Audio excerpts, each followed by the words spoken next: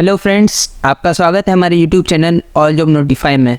Friends, आज हम आपके लिए लेकर आए हैं DRDO September 10 admin and allied, जिसका एग्ज़ाम 13 मार्च से स्टार्ट होने वाला है और जिसमें लगभग एक हफ्ता 1 वीक ओनली बचा है एग्ज़ाम के लिए।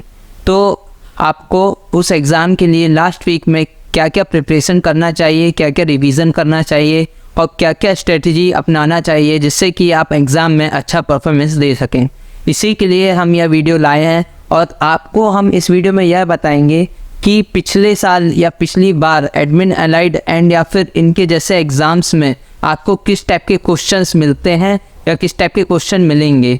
तो इस वीडियो से आगे बढ़ने से पहले अगर आप हमारे यूट्यूब चैनल पर पहली बार आए हैं तो हमारे YouTube channel all job notify को सब्सक्राइब करें, वीडियो को लाइक करें एंड शेयर करें। तो फ्रेंड्स, सबसे पहले हम बात करेंगे इंग्लिश सब्जेक्ट की कि इंग्लिश सब्जेक्ट में पिछली बार क्या क्या क्वेश्चन एडमिन अलाइड में आए थे या किस किस टॉपिक से क्वेश्चन आए थे। तो सबसे पहले जो मेन क्वेश्चंस आए थे वो direct indirect speech and active and passive voice से आए थे। फ्रेंड्स, सबसे ज़्यादा क्वेश्चन इसी से आए थे, कम से कम 2 से 3 क्वेश्चन डायरेक्ट इनडायरेक्ट स्पीच में और 2 से 3 question active and passive voice से आए थे। तो फ्रेंड्स, इसका प्रैक्टिस आप ज़रूर से कर लीजिएगा, इसका रिवीजन आप ज़रूर से कर लीजिएगा।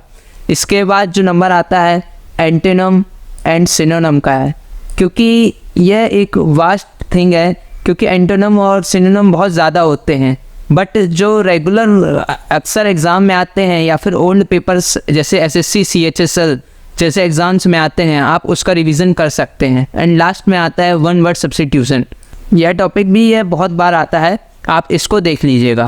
फ्रेंड्स, अब हम बात करेंगे क्वांटिटेटिव एप्टीट्यूड की, मतलब मैथ्स की। मैथ्स में आपको क्या क्या करना होगा इस लास्ट वीक में। सबसे पहले आपको मैथ्स के जितने भी इम्पॉर्टेंट फार्मूलाज हैं उनका रिवीजन करना होगा।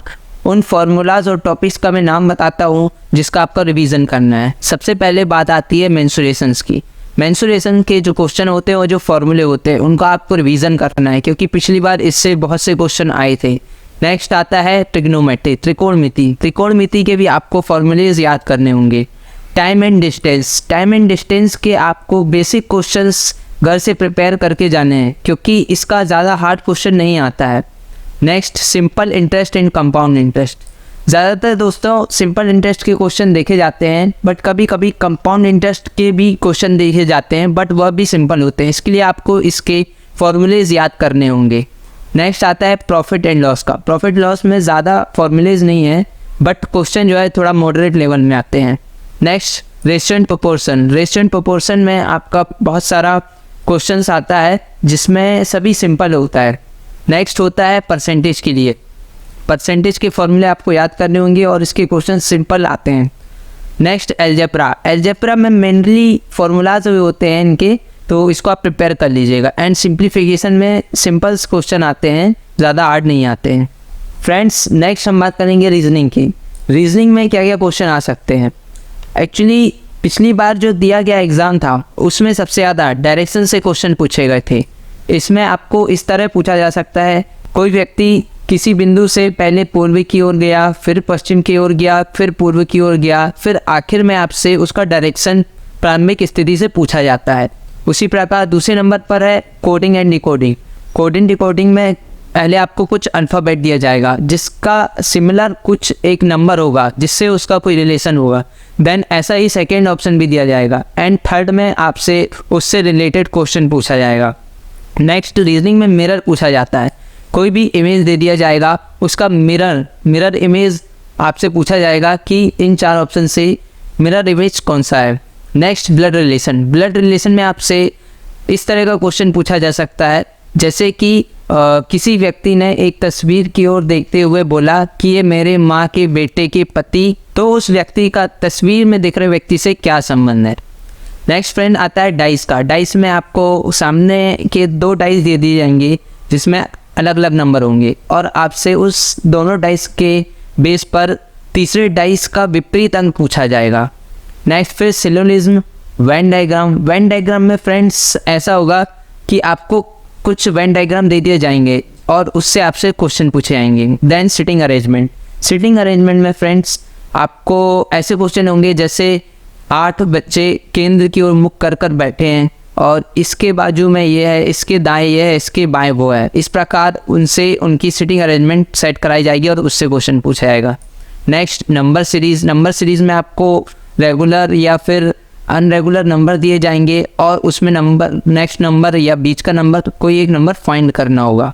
नेक्स्ट क्लॉक एंड कैलेंडर से भी क्वेश्चंस आते हैं। क्लॉक एंड कैलेंडर का आप थोड़ा प्रिपरेशन कर लीजिएगा। And missing number.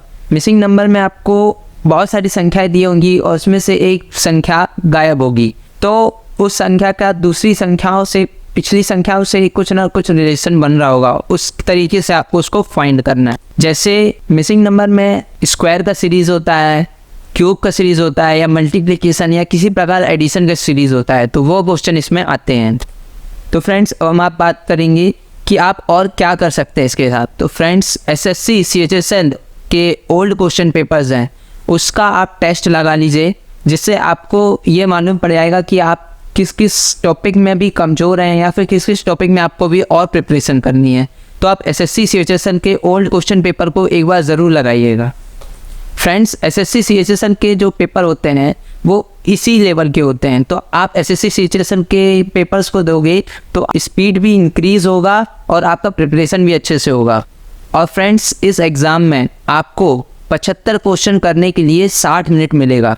और फ्रेंड्स इसमें नेगेटिव मार्किंग नहीं है, इसलिए आपको सारे क्वेश्चन अटेम्प्ट करके आने हैं। और फ्रेंड्स मैं एक और एडवाइस देना चाहूँगा कि सबसे पहले आप इंग्लिश GK को सबसे ज़्यादा प्रेफरेंस दीजिएगा, क्योंकि यह क्वेश्चन आखिर में होते हैं और आप मैथ्स और रीजनिंग में टाइम लगा देते हैं और आखिर में जो GK और इंग्लिश के सिंपल क्वेश्चन होते हैं वो आप छोड़ देते हैं। इसलिए सबसे पहले आप GK और इंग्लिश पे ध्यान दीजिएगा, देन उसके बाद आप मैथ्स और रीजनिंग पर जाइएगा। तो फ्रेंड्स एग्ज़ाम के लिए आप सभी को बेस्ट ऑफ लक। आप बहुत अच्छे से तैयारी करें और एग्ज़ाम दे के आएँ।